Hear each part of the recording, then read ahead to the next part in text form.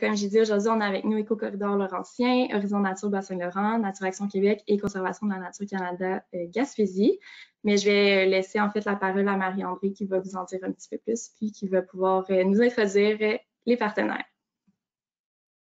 Merci Charlotte. Donc, bonjour. Comme Charlotte le disait, je m'appelle Marie-André Tougatelier. Je suis chargée de projet chez Conservation de la Nature Canada. Puis je travaille à la coordination de l'initiative québécoise Corridor écologique. L'initiative, c'est quoi? C'est un réseau de partenaires qui travaillent activement au maintien des corridors écologiques dans le sud du Québec. Ensemble, on propose une approche collective de l'aménagement du territoire de manière à augmenter la conservation des milieux naturels qui sont connectés par des corridors écologiques. Un corridor écologique, très rapidement, c'est un lien naturel qui permet de relier les milieux naturels les uns aux autres. Puis quand on parle de connectivité, oui, on parle de conservation, mais on parle aussi de restauration puis d'utilisation durable du territoire. Depuis 2017, via l'initiative québécoise Corridor écologique, on travaille avec les organisations puis les personnes qui peuvent jouer un rôle dans l'aménagement du territoire. On partage des outils puis on les accompagne dans leur projet de corridor écologique. Ça nous fait plaisir de vous présenter le deuxième webinaire de la série de 3. Donc, les maîtres d'œuvre qui vont vous parler aujourd'hui sont des organismes partenaires de l'UQCE. Au fil des 3 webinaires, donc là, vous pouvez voir là, les 3 dates à l'écran. Les organismes vous présentent leur projet phare, ce sur quoi ils travaillent. Donc, ça vous permet d'avoir un aperçu très concrètement, qu'est-ce qui se passe dans les différentes régions en matière de connectivité. Dans le premier webinaire, je vous ai présenté un peu plus longuement ce qui est l'initiative québécoise Corridor écologique. Donc, vous pouvez le revisionner si jamais vous n'avez pas eu la chance de le voir jusqu'à maintenant. Il y avait eu des présentations là, de Patricia Gagnon du Conseil régional de l'environnement du Centre du Québec, de même que de Antoine Paquette-Moisan de l'organisme Capital Nature qui travaille dans les régions de la capitale nationale et de Chaudière-Appalaches. Aujourd'hui, on va aller dans les Laurentides d'abord avec Marlène Després, ingénieure d'Éco-Corridor Laurentien. Ensuite de ça, on va aller dans le Bas-Saint-Laurent avec Michael Joff d'Horizon Nature Bas-Saint-Laurent. On va aussi aller dans le secteur Grand Coteau avec Ariane Saint-Pierre de Nature Action Québec, de même qu'en Gaspésie avec Olivier Perrotte-Caron de Conservation de la Nature. Donc, on vous invite à garder vos questions pour la fin. Puis, je termine là, en attirant votre attention au bas de l'écran pour souligner la contribution importante de 2 bailleurs de fonds qui travaillent avec nous. Donc, d'abord, une contribution du gouvernement du Québec tirée du programme Action Climat Québec et qui rejoint les objectifs du plan pour une économie verte 2030. S'ajoute à ça la contribution de la Fondation Woodcock, de même que d'autres contributions de partenaires régionaux et locaux. Alors, à toi, Marilyn, pour nous présenter les projets en cours avec Éco-Corridor Laurentien. Merci, Marie-André. Je vais partager mon écran.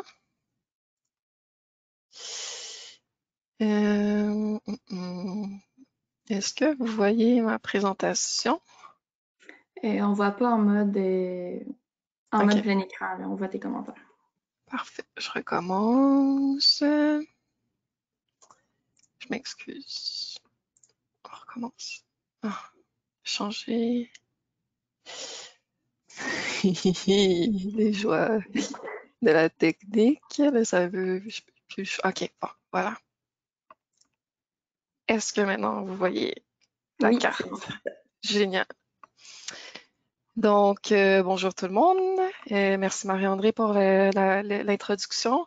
Je suis Marilyn Després-Einspreneur. Je suis la directrice générale d'Éco-Corridor Laurentien et ça me fait plaisir de vous parler des bons coups qui ont été mis en place dans la région des Laurentides au cours des dernières années.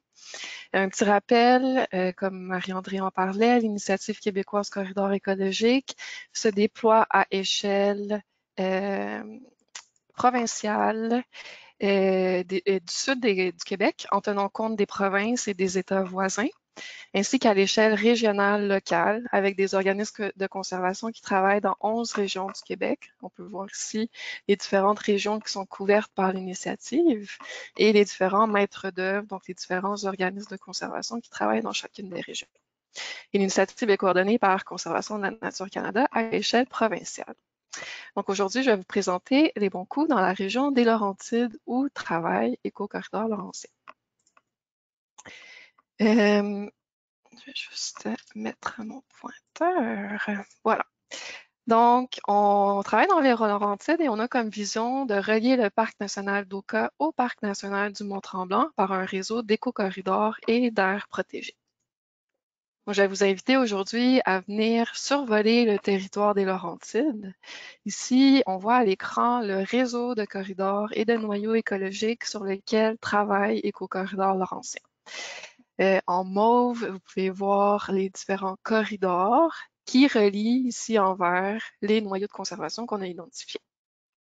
On voit également en délimité jaune les différentes aires protégées qui sont désignées sur le territoire des Laurentides. Et vous pouvez remarquer que le réseau sur lequel on travaille permet de relier ces différentes aires protégées-là entre elles.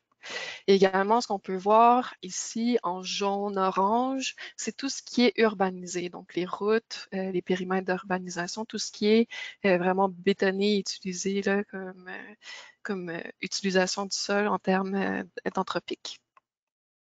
Une petite comparaison ici, à côté, on voit une image satellite du territoire. Puis, on peut voir, comme ailleurs au Québec, il y a une nette différence entre le sud puis le nord de la région. Le nord, qui est la zone du bouclier canadien, qui est beaucoup plus forestière, et le sud, les basses terres, qui sont plus développées et agricoles. On a donc besoin d'avoir deux approches différentes pour le nord et le sud du territoire. Dans le nord, même si les vieilles forêts sont assez rares, c'est assez forestier, comme on disait, il y a encore beaucoup de milieux naturels. Donc ici, on va viser plutôt de limiter la fragmentation et la perte d'habitat. Tandis que dans le sud, où c'est plus développé, on va avoir comme approche d'augmenter puis de reconnecter entre eux les différents milieux. Par exemple, par des projets de restauration. Donc, on va commencer le survol des Laurentides par le sud de la région. Ici, on voit la zone d'Oka et de Mirabel. En vert, toujours nos noyaux de conservation.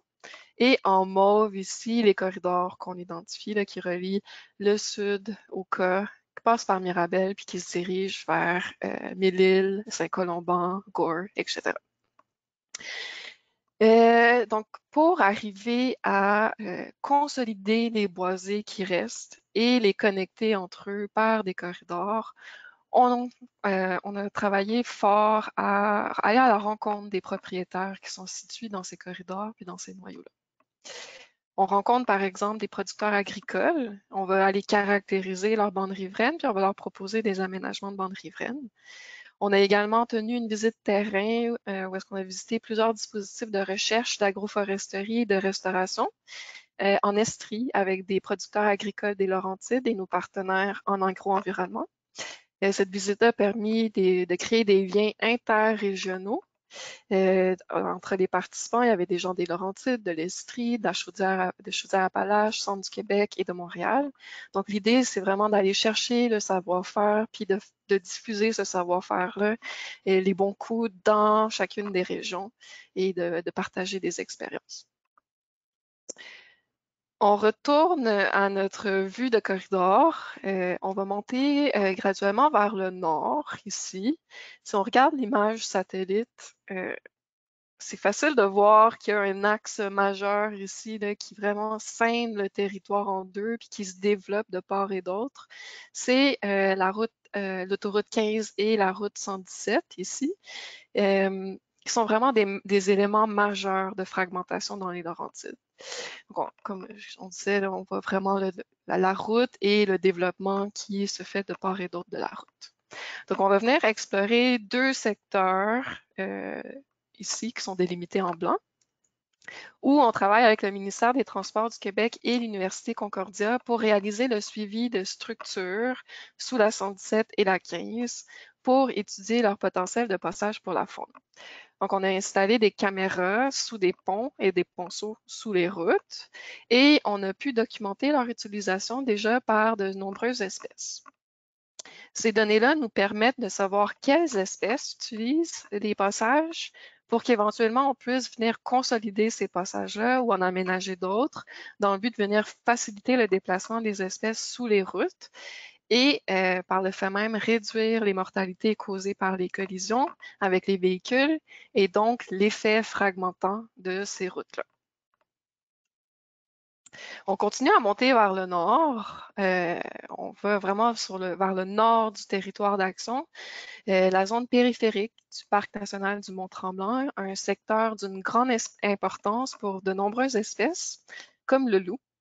Donc, on travaille avec les propriétaires qui sont situés dans la zone périphérique du parc et on a récemment acquis notre premier don écologique dans le secteur et on travaille actuellement à mettre en place d'autres servitudes. Cet été, on est également allé à la rencontre de propriétaires qui sont situés à proximité du terrain qu'on protège. Puis ces rencontres nous permettent de mieux connaître qui habite dans la zone périphérique, puis d'informer ces propriétaires-là sur les concepts de connectivité, de l'importance de leur lot pour la connectivité dans la région, puis d'explorer avec eux des pistes de conservation. Si on regarde à échelle régionale maintenant, si on regarde tout l'ensemble des corridors, la plupart des actions que je vous ai présentées, c'était avec des propriétaires de milieux naturels, mais comme on le sait tous, les MRC, les municipalités, les villes ont aussi un rôle important à jouer dans la consolidation de ces corridors-là. Donc, on a travaillé avec plusieurs municipalités MRC pour qu'elles incluent les corridors et les noyaux dans leurs outils d'aménagement. Je vous montre un exemple ici avec la MRC de Deux-Montagnes qui a intégré les corridors et les boisés agricoles dans son schéma d'aménagement révisé. Si vous voyez en vert les boisés agricoles, puis en jaune autour des boisés, là, les corridors identifiés par Écocorridor Laurentien. Nos démarches avec les MRC et les municipalités ont mené à la création d'un programme de certification pour les municipalités qu'on appelle le programme Municipalité éco-connectée. Donc, vous connaissez peut-être la certification Ville Amie des Monarques de la Fondation David Suzuki. L'idée est un peu la même. On en est encore à déterminer les critères exacts de la certification. On est encore au début du projet. On travaille avec un comité qui se penche sur la question, composé d'urbanisme, d'acteurs en environnement également. Mais l'idée de la certification, c'est de permettre aux municipalités qui posent des gestes concrets en matière de consolidation des corridors écologiques, d'obtenir une reconnaissance pour leurs efforts, puis de faire un suivi de ces actions-là qui ont été posées par les municipalités. Si on regarde à échelle régionale, toujours, on voit que le réseau de corridors couvre un grand territoire aux multiples réalités, donc autant agricoles, urbains que forestiers. Il y a beaucoup de corridors, comme vous pouvez le voir, puis surtout, il y a une urgence d'agir. Ce qui se passe ici, dans le sud, a un effet plus haut dans le réseau de corridors, là, comme on le sait. Là. Tout est relié, tout est relié entre soi, tout est connecté. Donc, les effets qui peuvent, les pressions qui s'exercent à un endroit sur le réseau peuvent se ressentir partout dans le réseau. Par exemple, si on vient détruire la connectivité ici, dans le sud, c'est tout le nord ici qui va être affecté. Donc, surtout dans les Laurentides, comme dans d'autres régions, c'est une région qui se développe à vue d'œil. Il y a une énorme pression qui est exacerbée sur les milieux naturels en raison de la pandémie, notamment l'exode des Montréalais vers les régions limitrophes. Donc, il faut agir rapidement pour consolider le réseau de corridors et bien sûr, on n'y arrivera pas seul. Donc, on a mis en place, en collaboration avec Conservation de la Nature Canada, le réseau régional pour la connectivité des Laurentides et de l'Outaouais, qui regroupe une trentaine d'organisations issues des ministères, du monde municipal, du monde agricole, forestier, environnemental et de la recherche. Et cette année, on prévoit tenir des ateliers de cartographie participative dans les corridors pour connaître les valeurs qui sont associées au milieu naturel, les différentes opportunités, les pressions que les personnes notent sur le terrain. Puis tout ça va nous permettre de mettre en place une stratégie régionale pour la consolidation des corridors dans la région. Je termine ma présentation en vous invitant à vous joindre à nous le 19 octobre prochain pour notre fameux rendez-vous conservation Laurentide. C'est l'occasion de venir faire un bilan des activités de conservation dans la région. au cours des 10 dernières années, ainsi que de discuter de pratiques novatrices à mettre en place pour l'avenir des milieux naturels de la région. Donc, on va avoir des panels pour le monde municipal. On a également beaucoup d'élus qui vont venir participer. On va parler des priorités politiques à mettre en place pour la consolidation des corridors écologiques puis des milieux naturels. Donc, on espère vous y voir. C'est le 19 octobre prochain à Saint-Jérôme. Donc, je vous remercie, puis je vais passer la parole à Michael, je pense. Oui, Michael, merci beaucoup, Marilyn. Michael, tu vas pouvoir partager ton écran. Bonjour tout le monde.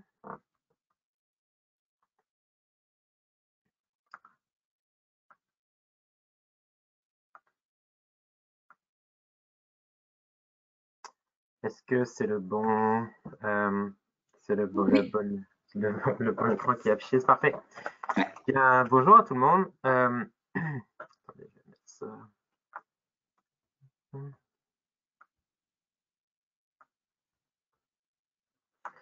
Bonjour tout le monde, merci d'assister à cette présentation donc, sur les bons coups de l'équipe d'Horizon Nature Bas-Saint-Laurent sur la connectivité écologique dans notre région. Donc pour commencer, je vais faire une petite présentation rapide de notre organisme car on est encore un petit peu nouveau dans le paysage de la conservation au Québec. Donc Horizon Nature Bas-Saint-Laurent a été créé en 2016. Il est enregistré comme organisme de bienfaisance comme la plupart des organismes de conservation au Québec. Sa mission principale, c'est la conservation des milieux naturels, donc à enjeu de conservation ou qui seraient donc sur des endroits stratégiques pour la connectivité écologique, par exemple. Donc plusieurs outils donc à notre disposition, allant jusqu'à donc l'acquisition de milieux naturels, de milieux représentatifs finalement de la biodiversité régionale. Donc ça, c'est notre donc principale mission.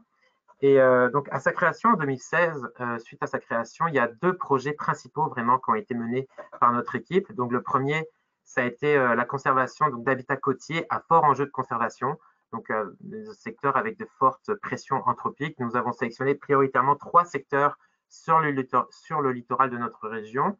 Et si on devait citer un bon coup pour ce projet, ça serait la première acquisition de notre organisme qui est sur le point d'aboutir dans un de ces 3 secteurs. Mais aujourd'hui, ce sont les bons coups de notre second projet dont je vais vous parler. C'est donc notre contribution à l'initiative québécoise Corridor écologique pour la conservation des corridors écologiques dans notre région. Alors, la même carte que vous avez vue précédemment. Donc, nous se situons donc dans le secteur donc, J ici. Comme vous voyez, ce secteur-là est donc considéré comme une zone essentielle à la connectivité et nous avons donc un rôle notamment dans la transition entre notamment les plaines et le bassin finalement du Saint-Laurent et les maritimes d'un autre côté. Alors globalement, si je devais d'abord commencer, je dirais que nos bons coups, l'ensemble de nos bons coups et de nos travaux finalement qui avancent gravitent beaucoup autour de nos efforts de concertation.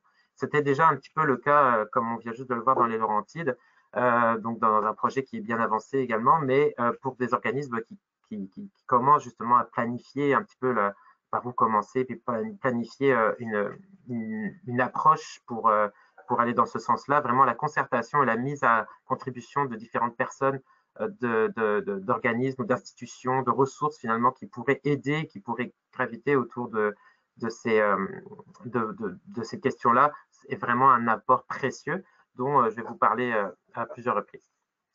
Donc, lorsque on a démarré justement la préparation de ce travail, il a été établi une vision régionale de ce qu'était la connectivité écologique.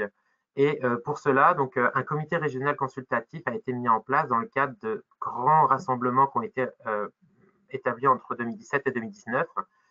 Ces rassemblements ont permis notamment de répondre à des questions comme que souhaitons-nous pour la connectivité écologique dans le Bas-Saint-Laurent d'ici 5 ans. Et donc, à partir de toutes ces réflexions et donc de la mise en place de ce comité, voilà, le travail a pu avancer étape par étape. On a commencé donc par une vision régionale, puis des cibles de conservation prioritaires ont été identifiées toujours en concertation avec le comité consultatif. Donc les cibles en l'occurrence, c'était milieu forestier, milieu hydrique et riverain et milieu aquatique.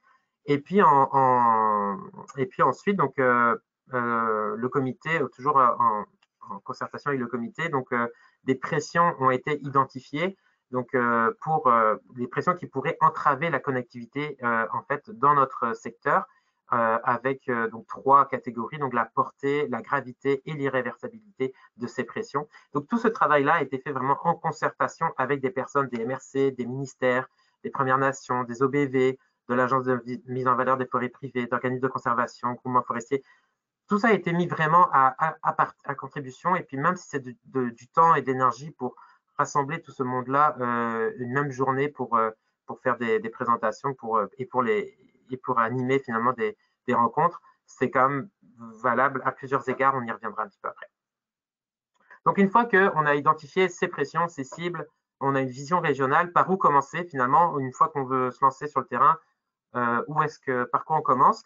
Eh bien, le fait d'identifier les cibles prioritaires et les pressions qui y sont associées, assez rapidement, un secteur est ressorti comme très, très important dans notre secteur du Grand Corridor. C'était donc le secteur de l'A85, donc anciennement la route 185, qui a été donc transformée à plusieurs endroits par donc une autoroute.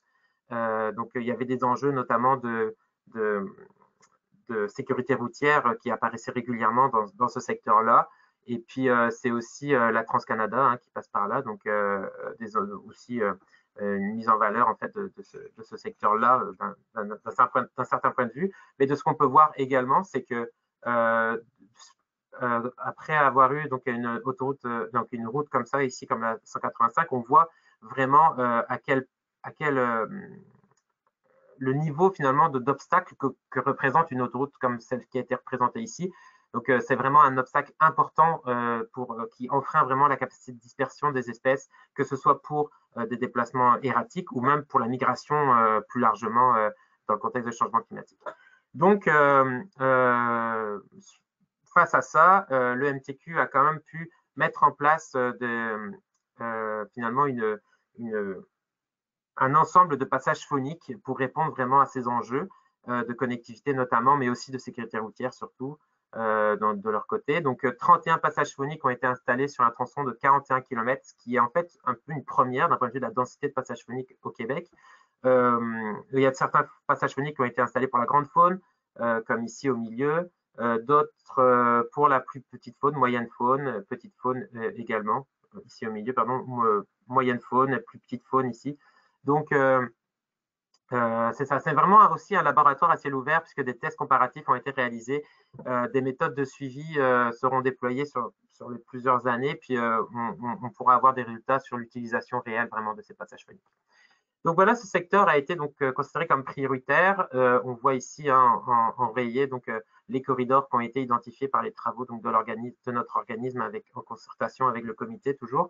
Et depuis le déploiement des actions de sensibilisation et des rencontres de propriétaires, il y a à peu près un an, il y a 30 propriétaires qui sont sous entente de conservation volontaire. Donc, en plus du bon coup qui est celui donc de concertation avec les organismes régionaux, les institutions régionales, il y a donc le deuxième, ça sera les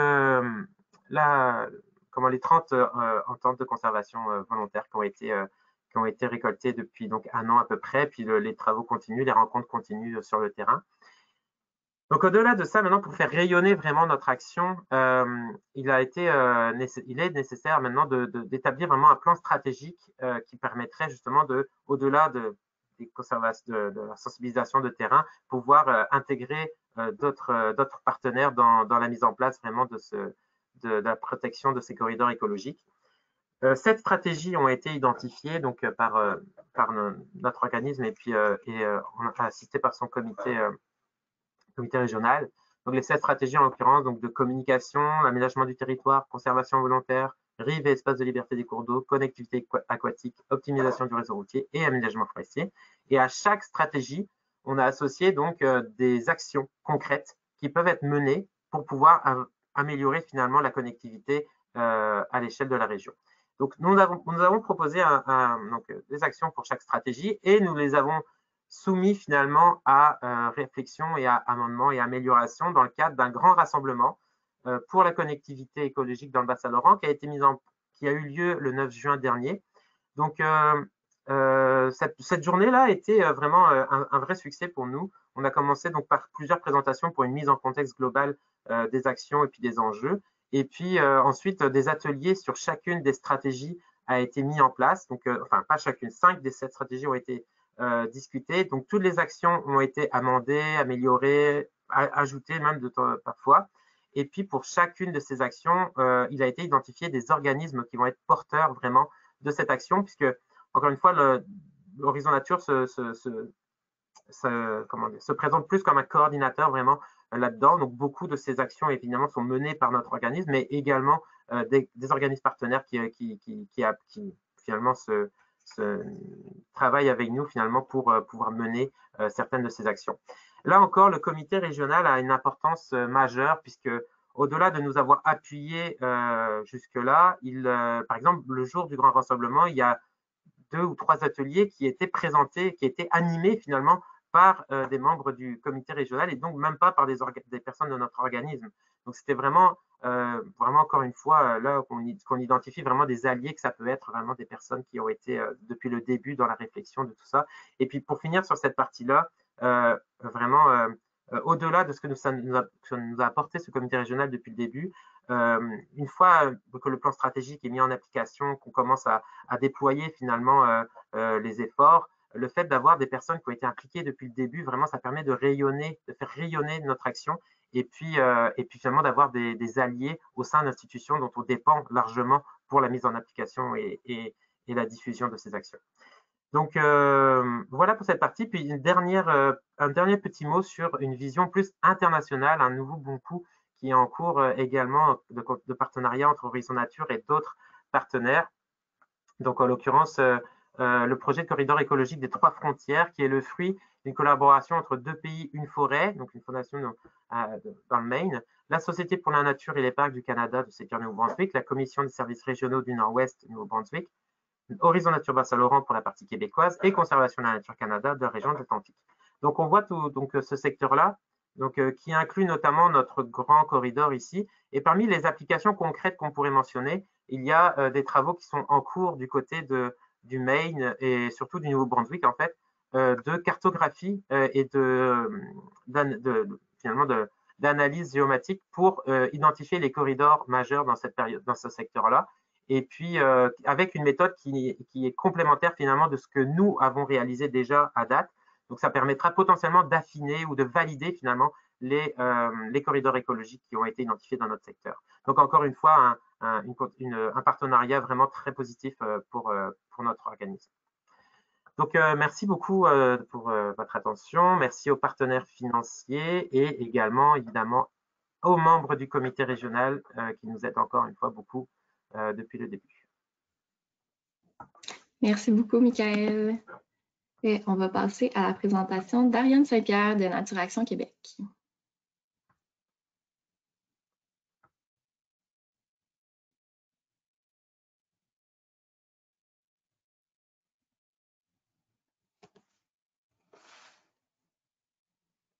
Ah, voilà.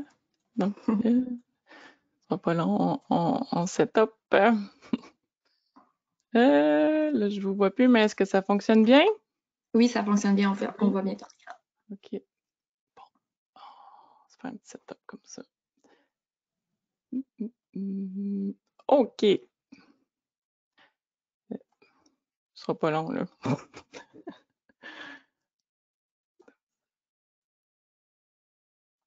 Bon, parfait.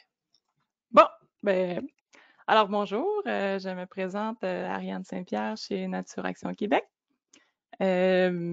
Je vais vous présenter les bons coups réalisés dans le secteur du corridor forestier du Grand Coteau lors de la dernière année, dans le cadre des corridors écologiques.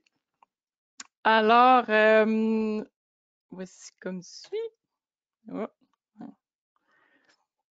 Je vais changer de diapo. On va y aller comme ça. Ça change pas, hein? Non, ça change pas. Ah, voilà. OK. Ah, c'est bon. Alors, pour vous mettre en contexte, là, voici le corridor forestier du Grand Coteau. C'est un secteur d'intervention qui unit 9 MRC et municipalités. Ces 9 entités municipales font même un comité entre eux qui se réunissent, qui se consultent et qui visent à protéger, améliorer la connectivité de ce secteur identifié ici. Le présent projet que je vous présente a pour but d'améliorer la connectivité plus précisément en milieu agricole. Pour ce faire, nous avons ciblé 3 secteurs plus précis. Hein, on ne peut pas aller à la grandeur du corridor forestier. Alors, il s'agit d'un secteur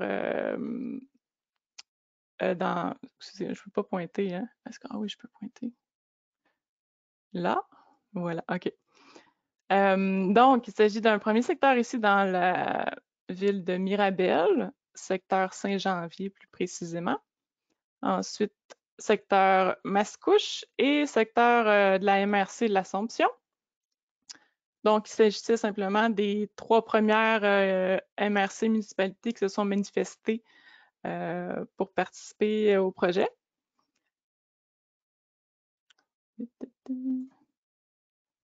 Alors, les interventions visent à améliorer la connectivité entre les massifs forestiers et les autres milieux naturels comme les cours d'eau, par exemple.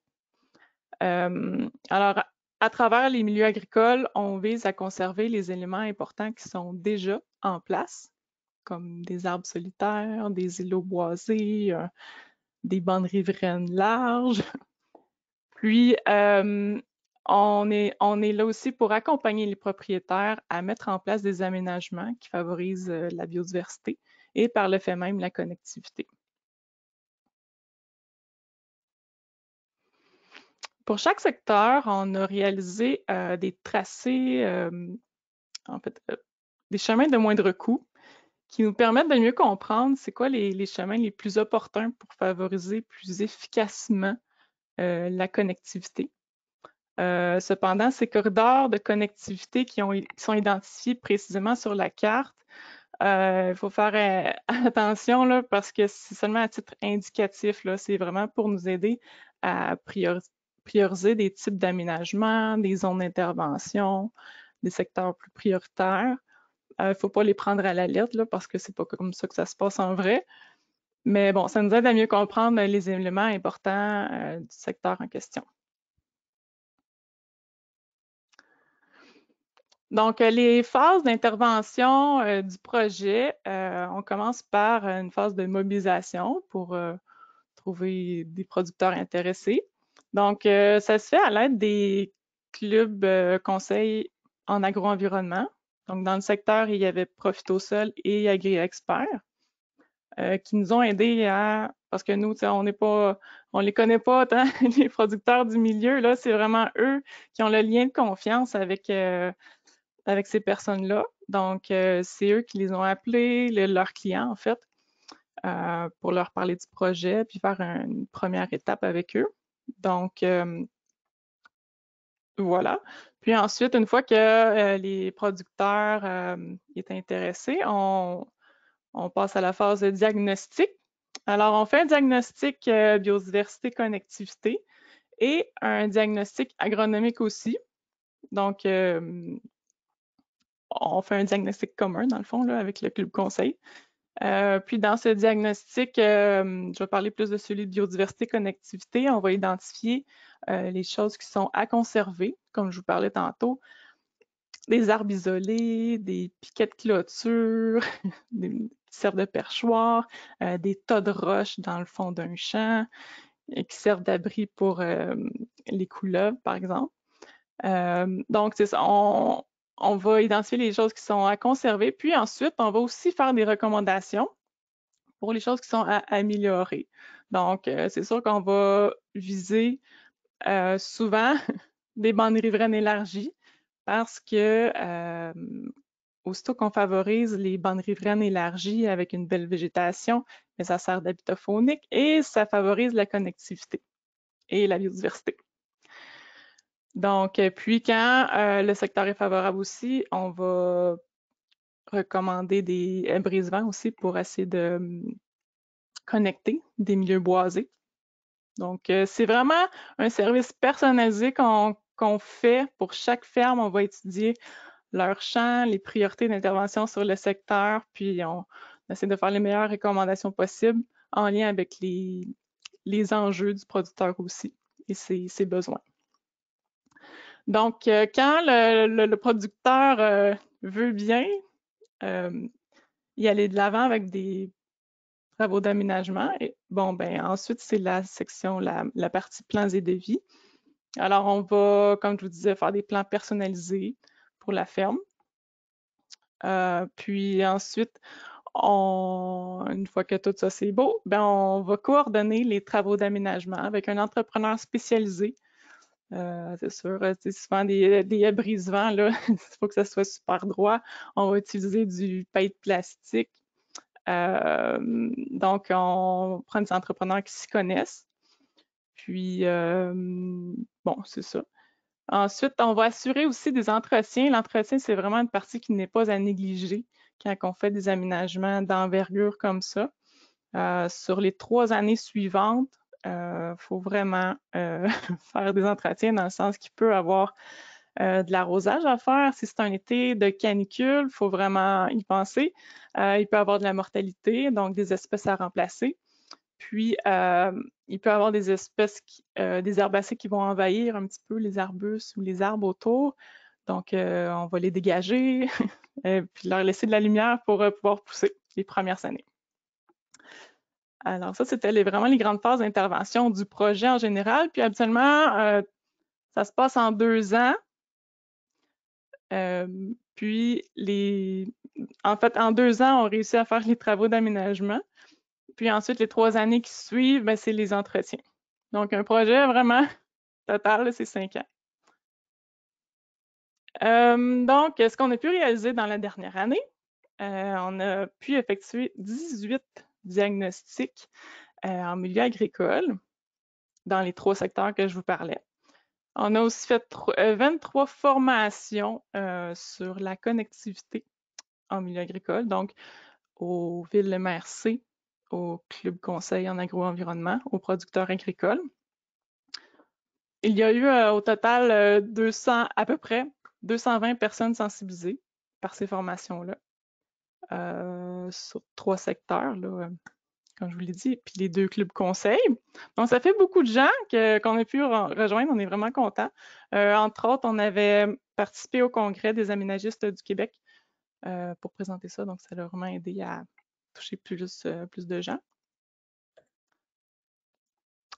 Ensuite, je voulais vous montrer, là, quand les propriétaires désirent d'aller de l'avant pour effectuer des aménagements, bien ça, c'est le type de plan qu'on va produire avec des cartes. Puis, aussi, pour vous présenter un peu le type de végétaux qu'on va planter, c'est sûr qu'on favorise les espèces indigènes. Donc, les chênes à gros fruits, les chênes rouges, les érables, les tilleuls, mélèzes, épinettes, j'en passe. On va y aller selon les conditions de chaque site. Puis, au niveau des arbustes, ça revient souvent au même parce que, bon, c'est une formule gagnante, mais ça tourne autour de cornouliers, physocarpes, sureaux, viornes, noisetiers à long bec aussi.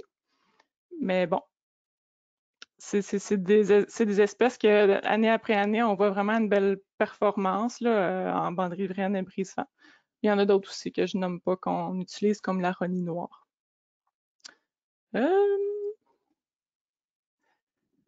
Puis, ben là, les démarches de l'année passée ont permis d'effectuer des aménagements en ce moment. Donc, en ce moment, il y a des aménagements chez 4 producteurs agricoles qui ont bien voulu aller à la 2e étape. Alors, il s'agit de 1930 mètres, presque 2 km de haies brise-vent qui sont en cours, 685 mètres de bande riveraine élargie, 140 mètres carrés d'îlots boisés. Puis tout ça, là-dedans, dans le fond, il y a 483 arbres, 2087 arbustes. Puis, à travers, en fait, pour bonifier les aménagements, ben, on va ajouter des structures fauniques Donc, quand le secteur quand c'est un bon secteur pour ces structures-là, en fait, on va pas mettre ça n'importe où. Alors, on a 2 dortoirs à chauves-souris à installer, 6 nichoirs et 2 perchoirs. Oui. Aussi, en fait, je voulais pour une dernière diapositive mentionner que le projet fait des petits, dans le sens que là, vous voyez, en bleu, c'est les 3 premiers secteurs qui étaient ciblés. Puis en vert, ça c'est cette année, c'est 3 nouveaux secteurs dans lesquels on va intervenir. Donc, les municipalités sont vraiment intéressées ben, ils aiment beaucoup ce qu'on fait en ce moment, puis ils veulent participer. Donc, les 3 premiers secteurs, c'était les premières qui avaient manifesté de l'intérêt, mais au cours du projet, il y a d'autres municipalités qui ont manifesté de l'intérêt. Donc, à Sainte-Anne-des-Plaines, à Sainte-Marie-Salomé, puis Mascouche, on ouvre un 2e secteur dans une autre partie de la ville. Alors voilà, ça fait le tour des activités de l'année, puis de ce qui s'en vient. Donc, le projet continue, puis on a beaucoup de plaisir. Alors, je vous remercie pour votre écoute et si vous avez des questions tantôt, n'hésitez pas. On va passer à la prochaine présentation. Oui, merci beaucoup, Ariane. Super intéressant. Puis effectivement, comme Ariane l'a dit, n'hésitez pas à poser vos questions, là, les inscrire dans la section questions, justement, ou dans le chat. Et puis, on va y répondre après la présentation d'Olivier.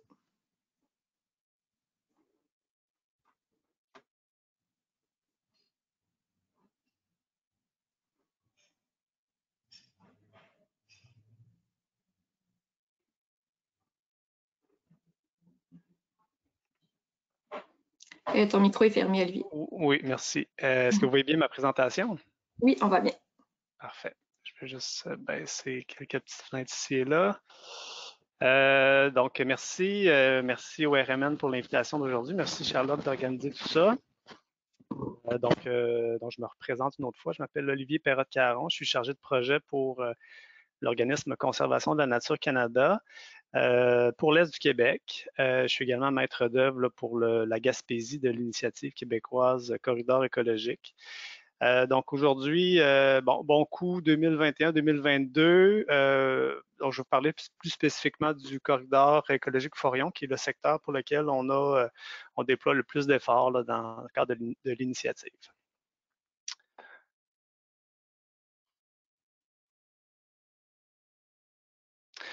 Donc, pour vous situer, donc le corridor écologique Forion, c'est un secteur prioritaire pour conservation de la nature qui se situe en fait à l'extrémité est de la péninsule gaspésienne. Donc, on est finalement entre le parc national Forion, donc un parc fédéral de l'Agence Parc Canada, et puis les grandes terres publiques du cœur de la Gaspésie. C'est un secteur qui est névralgique pour assurer la connectivité écologique terrestre entre le parc Forion, puis, comme je vous dis, les grandes terres publiques du cœur de la Gaspésie. C'est un secteur qui est essentiel pour assurer évidemment le brassage génétique entre les populations qu'on retrouve et dans le parc et dans le reste finalement des Appalaches, là, finalement de tout le reste de la Gaspésie. Mais également dans un contexte de changement climatique, ce secteur-là est d'autant plus important pour assurer la connectivité terrestre entre en fait, pour assurer la résilience du parc Forion. Donc, notre objectif pour le secteur du corridor écologique Forion, c'est en premier lieu d'assurer la protection des terres forestières afin de limiter leur conversion vers une vocation résidentielle. Et ça, c'est dans le but de constituer des corridors qui sont favorables pour le déplacement faunique. Donc, le secteur prioritaire du corridor écologique Forion est traversé d'une route régionale, la route 197, qui, elle, est bordée de part et d'autre de terres privées. Donc, à elle seule, la route agit comme un facteur de fragmentation importante pour le déplacement de la faune. Mais avec le développement éventuel de la conversion des terres privées de part et d'autre de la route, on peut anticiper là, un effet de fragmentation beaucoup plus sévère là, dans ce secteur. D'où l'importance donc la pertinence du travail de conservation de la nature dans ce secteur-là. Donc là, on vient zoomer à l'intérieur du secteur prioritaire, juste pour vous présenter là, ce que Conservation de la nature a fait au cours des 10 dernières années. Donc, avec l'aide de nos partenaires, on a pu protéger environ 210 hectares de milieux forestiers de part et d'autre de la route 197. Ensemble, ces terres-là permettent de protéger, je vous dirais, environ, d'assurer la vocation forestière à environ 66% d'un tronçon de 2,2 km de large sur la route 197. Donc, je vous disais tout à l'heure, l'importance, c'est d'assurer la vocation forestière, donc la non-conversion dans le secteur résidentiel, les vocations résidentielles. Donc, c'est pour ça qu'on peut affirmer qu'il y a environ 66% de ce corridor-là qui est sécurisé, donc à 66%. Donc, petit retour en arrière là, du début de l'initiative Corridor écologique. Donc, pour nous, en Gaspésie, pour le Corridor écologique Forillon, ça a vraiment été une superbe opportunité, l'initiative de solidifier les liens avec nos partenaires existants, mais également de créer de nouveaux partenariats. Ça, c'était dans le but d'accroître les retombées positives sur le Corridor Forillon. Donc, à partir de 2018, on a débuté un travail de réflexion avec une dizaine de partenaires des milieux municipaux, forestiers, donc des ministères également, Parc Canada, sur ce qu'on souhaitait pour le corridor écologique Forillon et sur les manières de s'y prendre pour atteindre nos objectifs. On réfléchissait également sur la meilleure manière de fonctionner ensemble, donc la meilleure manière de collaborer. Donc, ce travail-là a mené à un plan d'action 2020-2025 qui, lui, a été élaboré en sous-groupe, donc avec Conservation de la nature, mais également le Conseil régional de l'environnement, Gaspésie-des-Îles, la MRC, Côte-de-Gaspé, le ministère Fonds de forêt et Parcs, le Parc national Forillon et le ministère du Transport du Québec. Donc, depuis l'existence de ce plan-là, c'est ce plan-là qui guide en fait là, les différentes actions que CNC mène dans le corridor Forillon. Donc, les actions de CNC, mais également les actions des partenaires impliqués dans le plan d'action. Donc, aujourd'hui, je voulais mettre de l'avant un bon coup de la dernière année qui démontre en fait la force du partenariat et l'importance d'impliquer les partenaires dès les premières étapes de réflexion du projet. Ben, Michael en avait glissé un mot tout à l'heure, mais je réitère que c'est vraiment une excellente façon de procéder, puis on en a on en a les résultats aujourd'hui. Donc, un projet de passage pour la petite faune qui a été aménagé dans le corridor écologique Forillon au cours de la dernière année. Donc, pour faire un petit historique, à partir de l'hiver 2021, le Parc national Forillon et le MTQ ont pris un incroyable leadership là, en initiant un projet d'installation de cette tablette-là dans un ponceau qui avait été ciblé comme étant d'importance dans le corridor Forillon. Ça avait été c'est un besoin qui avait été priorisé dans le plan d'action 2020-2022 sous l'objectif d'accroître la perméabilité faunique des infrastructures routières sous la route 197. Donc, à partir de l'hiver 2021, il y a un canal de communication qui s'est installé afin de réaliser ce projet, un projet qui est super prometteur, donc qui était au premier balbutiement, mais également novateur. C'était le premier passage faunique aménagé dans le secteur du corridor écologique Forillon. Donc, la tablette est installée et aménagée à l'été 2022 par le MTQ. C'est une tablette d'environ 40 cm de large, puis qui couvre toute la longueur du ponceau. Évidemment située dans la partie exondée à l'année du ponceau, donc pour permettre le passage de la petite faune à toute période de l'année. Donc, le Parc national Forillon et CNC, eux, ont collaboré pour développer une méthodologie de suivi de l'efficacité du ponceau. L'expertise du Parc national Forillon a été sollicitée pour tout ce qui entourait les aspects techniques en lien avec les caméras et leurs installations. c'est quand même c'est une expertise que CNC n'avait pas et qu'on a dû travailler ensemble pour trouver des solutions novatrices pour que tout cela fonctionne bien, là. Donc, CNC, pour sa part, prend en charge le suivi de l'installation, suivi d'efficacité, voir si le passage sert réellement au passage, si le passage phonique est réellement utilisé par la petite faune et de quelle manière. Donc, nous, on s'est joint finalement à un groupe de bénévoles pour nous assister. Donc changer les cartes, changer les batteries, également toute la collecte de données, donc l'identification des espèces et le tri des photos qui ont été prises, et ainsi en faire un projet de science citoyenne. Donc, c'est, comme je vous disais, c'est à son tout début, on vient de finaliser l'installation de la tablette, l'installation des caméras.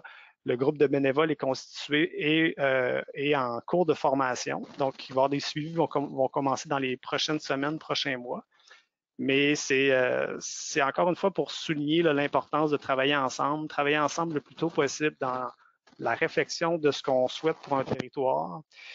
Donc, c'est à la fois un projet d'importance pour la faune, mais c'est un projet qui pave la voie pour d'autres initiatives de ce genre dans le secteur. Donc, c'était le bon coup que je voulais vous signaler pour l'année 2021-2022.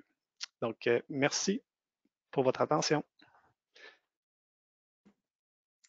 Merci beaucoup, Olivier. Merci à tous nos présentateurs. Donc, je vous invite pour les petits 5 minutes restantes, si vous avez des questions, de les inscrire. On en avait déjà une ou deux, là. Je peux commencer. Michael, on avait une question pour toi, de peut-être élaborer sur qu'est-ce qui étaient vos noyaux de conservation, puis c'est quoi les ententes de conservation que vous avez réussi à obtenir jusqu'à présent? Oui, Marie. Alors, pour les noyaux de conservation, en fait, donc il y a trois noyaux principaux. Il y a le ravage de cerf du lac Ponégamouk, et puis le grand corridor va jusqu'à la réserve faunique du Chénier. Et puis, entre les deux, il y a le parc CEPAC du lac Témiscouata qui fait partie des trois grands noyaux. Sinon, alors les ententes qui sont obtenues pour le moment sont simplement des ententes de conservation volontaire, donc sur l'honneur, hein. Et c'est ça, on démarre vraiment dans ce secteur-là. Il y a des enjeux quand même assez sensibles dans ce secteur-là, puisqu'il y a beaucoup de propriétaires qui ont été expropriés du fait du nouveau tracé finalement de l'autoroute. Et puis voilà, il y a des sujets qui sont un peu sensibles. Donc pour l'instant, c'est sûr qu'on ne pousse pas beaucoup dans les secteurs autour de certains passages phoniques. Après, c'est sûr que c'est un processus dont on est juste au début, puis on est appelé à aller plus loin. Il y a des secteurs qui sont déjà jugés prioritaires et on a déjà des propriétaires avec qui on avance sur les sujets potentiellement d'acquisition ou quoi, mais en tout cas pour l'instant on est simplement sur de la conservation volontaire. Parfait, merci. Quand même sur la bonne voie. Ariane, on avait une question pour toi. Dans justement les aménagements que vous faites avec les agriculteurs, est-ce que tu connaissais des sources de financement qu'ils pouvaient utiliser? Est-ce que ça passe par un certain programme? Ou... Oui, c'est vrai, j'en ai pas parlé. Pour les travaux d'aménagement, si c'est bien ça la question, Oui. on fait les démarches auprès du programme Prime Vert au MAPAC. Donc, on fait les démarches pour le producteur au nom du producteur pour le programme Prime Vert. Voilà. Donc, dans le fond, les producteurs, tout dépendant de quel statut qu'ils ont, s'ils sont bio, de la relève, ou il n'y a pas d'approche collective dans le secteur, là, mais ils peuvent avoir de 70 à 90% de financement sur les coûts admissibles. OK. Voilà. Super, merci. Pour Olivier, qu'entendez-vous par protection des terres à vocation forestière? Est-ce que des activités sylvicoles sont permises ou il s'agit d'une protection complète sans intervention? En fait, les terrains que CNC protège, il n'y a pas d'activité sylvicole permise à l'intérieur. On aimerait évidemment pouvoir développer des modèles de servitude qui pourraient permettre ce genre d'activité. Ce que je voulais signifier, c'est seulement que notre objectif premier, c'est d'éviter la conversion entre la vocation forestière et la vocation résidentielle. Après ça, à l'intérieur de la vocation forestière peut se passer plusieurs activités tant que la vocation demeure, parce qu'on a différentes espèces qui peuvent être favorisées par un type d'aménagement forestier versus d'autres. Donc, notre focus d'intervention premier, évidemment, c'est les terrains qui présentent là, un potentiel de construction résidentielle. Parfait, merci. Pour Ariane, concernant le suivi des plantations d'îlots boisés, qu'arrive-t-il après les 3 ans de suivi? Qu'est-ce qui assure le succès de ces plantations? Habituellement, j'aimerais savoir pourquoi la question est pour les îlots boisés, mais pour tous les aménagements, en général, ça prend 3 ans pour que les plants soient assez matures et soient compétitifs contre les herbacées qui sont autour, les mauvaises herbes, de la bande riveraine, mettons. Mais si après 3 ans, on voit qu'ils ont encore besoin d'entretien, ben on va l'assurer quand même, là. Souvent, ça va être les MRC municipalités qui vont nous financer pour effectuer ces entretiens-là. Donc, on va s'assurer que l'aménagement soit capable de continuer toute seule là, avant d'arrêter les entretiens, c'est sûr. Parfait. Merci beaucoup.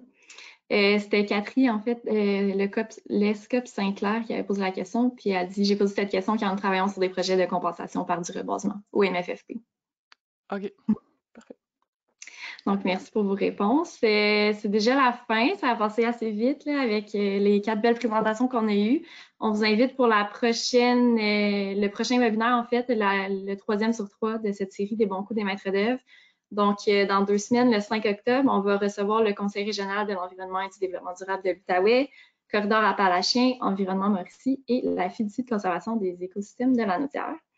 On vous invite évidemment à vous réinscrire pour cette prochaine présentation et à continuer les efforts et votre intérêt dans les corridors écologiques.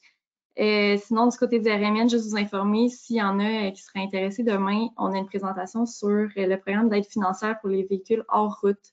Un programme qui fait partie du volet 2 de protection de la faune et ses habitats par la Fondation de la faune du Québec. Donc, on vous invite à vous inscrire. Puis, pour nos prochains rendez-vous RMN aussi, la semaine prochaine, on a un midi conservation sur la conservation communautaire dans la région de l'Outaouais. Donc, merci à tous d'avoir assisté ce midi. Merci à nos présentateurs. Merci à Marie-André Tougatelier également. Puis, je vous souhaite une belle après-midi. Merci, au revoir. Merci.